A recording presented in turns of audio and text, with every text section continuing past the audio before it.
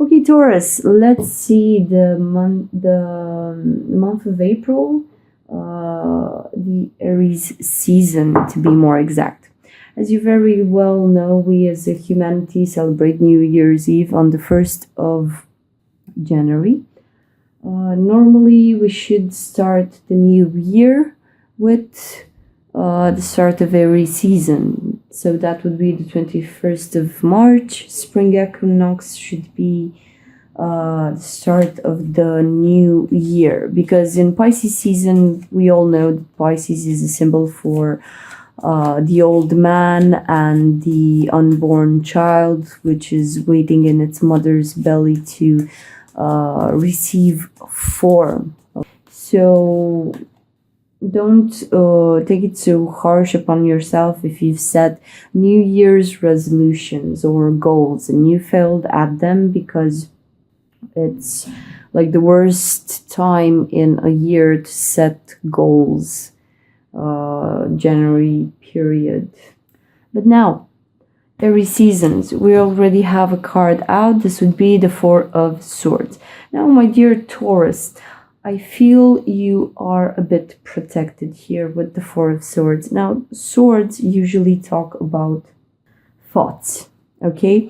Thought patterns. Here we have arguments. We have any science that deals with the mind. So let's see, the Four of Swords. I feel like there is something that you're not putting to rest. And we know Tauruses to be a bit of a hoarders, not only when it comes to physical objects, but we're talking about people, we're talking about relationships, we're talking about facts. Maybe you have some facts from the past which are keeping you awake at night, but it's somewhat not restless in a way, but it's not moving on the physical plane, okay? So some of you may be bedridden with some sort of illness. Others of you may be in isolation from other people. So this is what I feel mainly with the Four of Swords, some sort of an isolation and a hoarder type of attitude when it comes to putting something to rest. Taurus, I know that no one can tell you what to do, but I think this thing that keeps you up at night needs to be addressed. And as I mentioned before, for those of you who are bedridden, there's a silly story here where if you run away from some things which, let's say, should be dealt with, to be more exact, you have several things inside of you which need to be put. But for each and every one of them, there comes a time when it's bubbling so much inside of you. You've twisted and turned the situation or the aspect or the concept on every side possible, okay? You've seen all the facets, and yet, my dear Taurus, cannot let go of it. So you're keeping yourself stuck here with the Four of Swords. As you can see, this here, there's a person which is lying down on the snow, doing some sort of a ritual, I think. Okay, so you're protecting and you're shielding yourself for what exactly? If you have ran away from this aspect for so long, the universe can at any point in time just come in and steal like your ability to move out and about. Okay, so for those of you who are bedridden, try and see if there is something that popped up um, since you are obligated to rest. Okay, the universe doesn't need to yell at us with accidents, with strange events happening all around us that put us in danger. Okay, so if you would face your issues, maybe the universe wouldn't need to put you in this state. 1 second, because one card just flew out of the deck while I was shuffling. And after the Four of Swords, here afterwards comes the Six of Pentacles.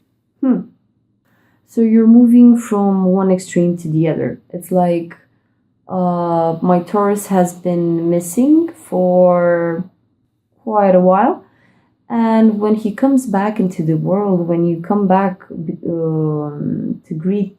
meet and greet people, I see you in the Six of Pentacles energy, where you give so much of yourself. But Taurus, deep down inside, aren't you giving to other people in order to fix them in the way in which you need fixing here?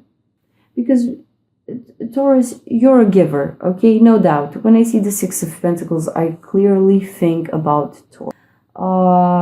You're gifted in this life with having human comforts, let's say. And there's no need for me to repeat the fact that most of you Taurus, actually share this goodness with others. But here I feel that you run the risk of trying to fix something within you which you're incapable to do. It's like letting that one thing to rest, okay? Let it die completely and be gone from your system. You're holding on to it, and whenever you come into contact with other people, because you need to point your horns in a direction and actually go towards the people in your life, whenever you go towards them, it's like you're overgiving of yourself and your goods. I almost feel some of you are betting on the fact that if I give to others, this is sort of a good karma that maybe, just maybe, it could somehow come to me in this very easy way and have this whole thing dissolve here, this inner conflict here. Taurus. It's not bad. Okay, so the Six of Pentacles, I'm actually happy to see the Six of Pentacles. I love seeing people collaborating with each other. Okay, and you Taurus, it's like you have a lot of abundance and wisdom to share with others. Okay, but try not to get lost in how should I say this? Okay, try not to get lost in helping people with one situation. So what I mean to say is that give a man a fish, he will eat one day. Teach a man to fish, he will eat for a lifetime. Okay, so he will not starve a day in his life. I would advise you to think about this whenever you open your mouth or your wallet or anything to help anyone else. Okay? Because you run the risk of giving too much energy for isolated cases from which that those people that you're trying to help won't understand much in the end. Okay, I mean, you help them transcend one thing, and when the new thing comes, that person is back to square one. Okay, because they had like no contribution. I'm sorry, Taurus. Okay, and the other two cards that popped out are the Three of Swords and the Queen of Pentacles. So it's clear as daylight, okay? However much you would like to portray this beautiful, healthy, and abundant energy, I see you flanked here by swords, okay? So we have the Four of Swords and the Three of Swords. This is somewhat going backwards. So what I'm thinking here with the Three of Swords, this is heartbreak, okay? But the swords are lessening in a way. So we're going backwards. You're starting off this process of going backwards towards your original pain in Aries season.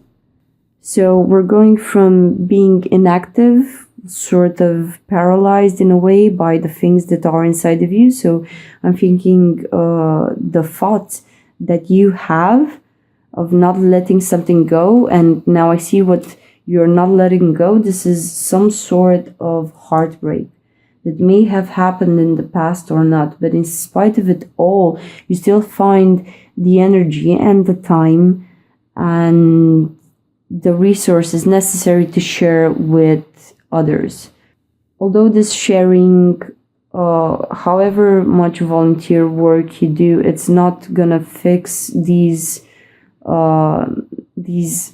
thoughts and aches that you have inside of you. And yet, in spite of it all, in spite of this heartache that we see here, we're not quite at the whole truth of it, because we don't have the Ace of Swords here, but it's somehow linked to your heart. There may have been a romantic endeavor from the past which has devastated you, and not a whole lot of people know about this, but you still walk around with these scars in your heart, okay? But in spite of it all, in spite of all of this, my beautiful Taurus finds the energy to center yourself in Aries season, because I see here the Queen of Pentacles. So at the end of the day, in spite of whatever has been, Taurus, at the end of the day, you're still a wonderful girlfriend, a brilliant lover, a sister, a mother, a father, a brother, all in one. Okay, so the Queen of Pentacles is like all the family you need in one person. This is an abundant person taking care of the richness that she holds. I mean, if you can see in this card, the Queen of Pentacles has like a dog sitting way down here at her feet.